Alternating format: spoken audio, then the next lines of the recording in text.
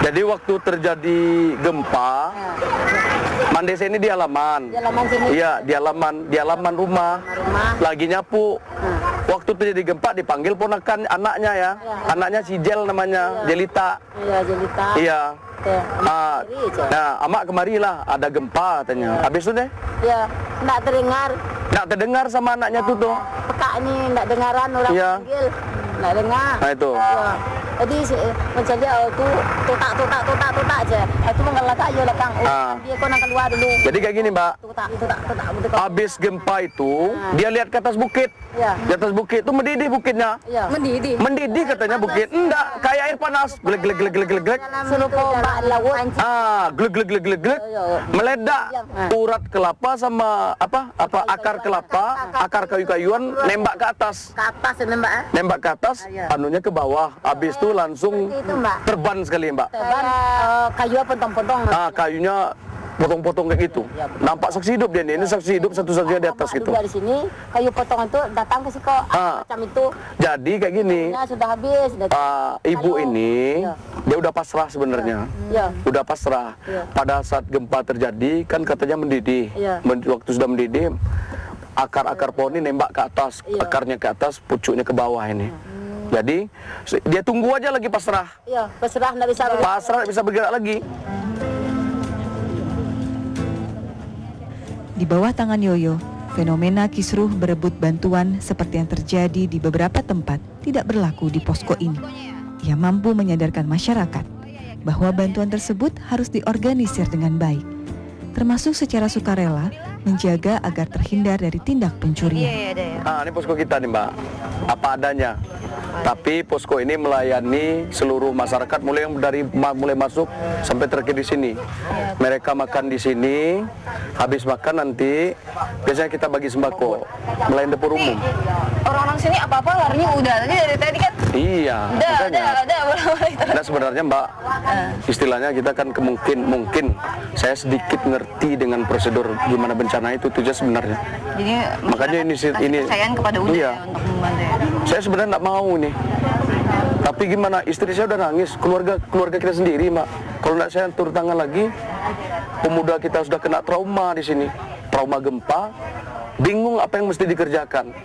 Sementara saya sendiri kena, rumah saya di Pariaman hancur, rumah dinas itu nggak bisa digunakan, pintunya dan nggak bisa dipasang lagi seperti semula. Tapi rumah mertua pun di pasar sini, pasar Tendikat juga nggak layak pakai sebenarnya. Tapi gimana? Kita pribadi atau umum? Apalagi ini saudara semua. Ini saudara istri saya semua mulai di luar, makanya sini mamak saya semua ini. Atau adik-adik saya semua. Ada ibu sedang bersama dengan anggota keluarga atau rekan yang terakhir.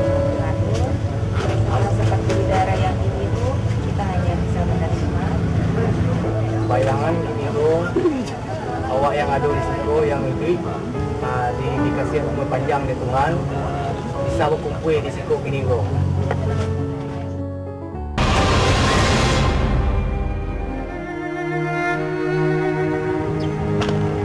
Di masa tanggap darurat pasca gempa Sumatera pada 30 September lalu, penanganan untuk menghilangkan trauma terutama pada anak-anak seperti luput dari perhatian. Terus tadi juga udah ditanyain, tadi udah dijawab. Sekarang dijawab Waalaikumsalam. Hal inilah yang menarik Oki datang ke Ranah Minang.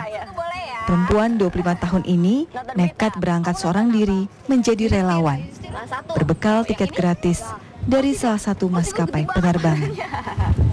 Ini sebenarnya Mbak, aktivitas apa sih kalau ini memang spesial datang ke sini untuk membantu korban gempa ini atau bagaimana? Iya, saya kan memang spesial datang ke sini, memang kita mau membantu dengan cara mengisi kegiatan anak-anak kecil ini gitu. Kebetulan kan kalau kita lihat nih di sepanjang jalan menuju lokasi bencana, itu banyak banget anak-anak kecil yang kalau siang itu malah membawa-bawa kardus di pinggir jalan kayak gitu. Ya memang bantuan mungkin kan memang terlambat datang ke mereka, tapi di sisi lain karena mereka tidak punya kegiatan, sekolah mereka semuanya roboh. Jadi nanti bisa ditanyain, ada 2 sekolahan di sini yang semuanya roboh, jadi mereka tidak punya tempat belajar. melihat anak-anak ini belajar dan bermain bersama, dibanding menyaksikan mereka meminta-minta, mengharap belas kasihan di jalanan. Namun sayang, Oki tidak bisa lebih lama menemani mereka. Sebagai seorang karyawan dan juga ibu rumah tangga, ia harus kembali menjalani rutinitasnya yang telah ditinggalkan selama beberapa hari. Gempa pada 30 September lalu di Sumatera tidak hanya mengundang keprihatinan kita saja, tapi juga bangsa lain.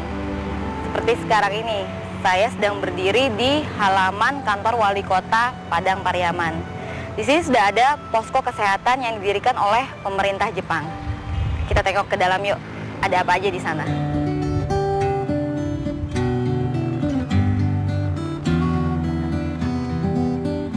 Ini dia tenda medik milik pemerintah Jepang. Menurut Asri Nurdin, relawan asal Jakarta sekaligus translator bahasa Jepang yang menyambut saya. Ada sekitar 14 orang tenaga medis yang langsung didatangkan dari Jepang, serta sekitar 10 tenaga medis lokal yang bekerja di rumah sakit lapangan ini. Kebetulan ada Mr. Kondo, ini adalah tim koordinatornya. Nah, kalau yang ini Mr. Kondo Hisayoshi. Dia adalah pimpinan yang bertanggung jawab di tenda medik ini. Menurut Hisayoshi, rumah sakit lapangan ini mampu menangani bedah ringan.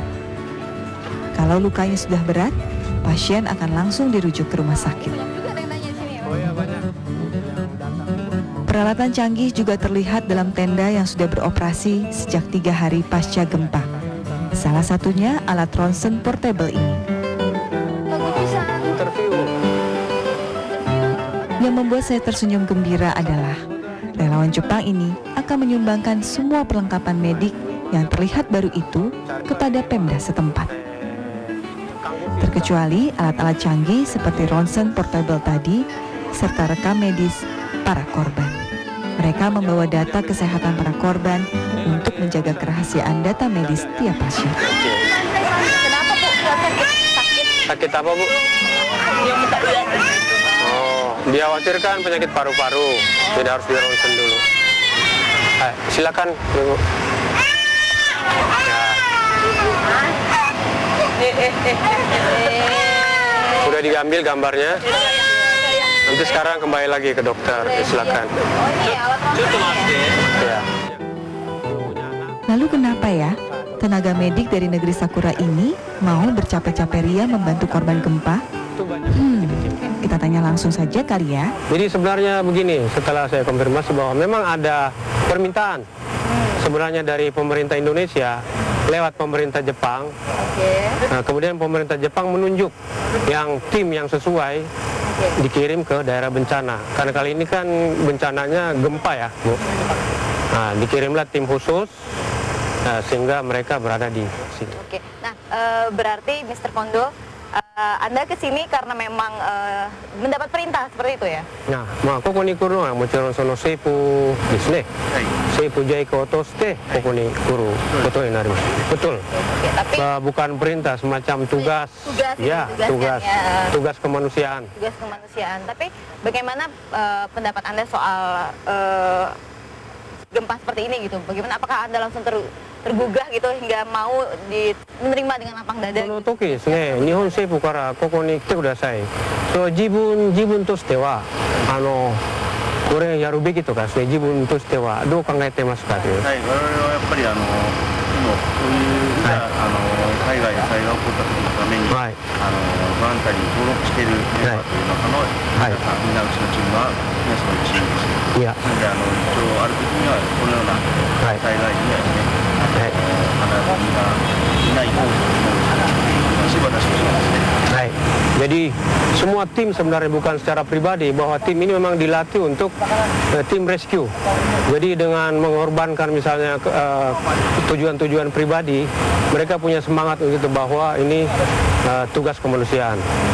Jadi sebenarnya walaupun tanpa perintah dari Jepang, kalau ada misalnya jalannya, mereka akan pasti datang.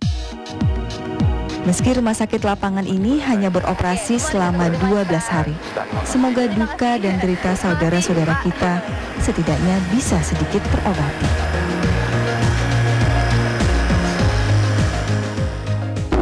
Thank you.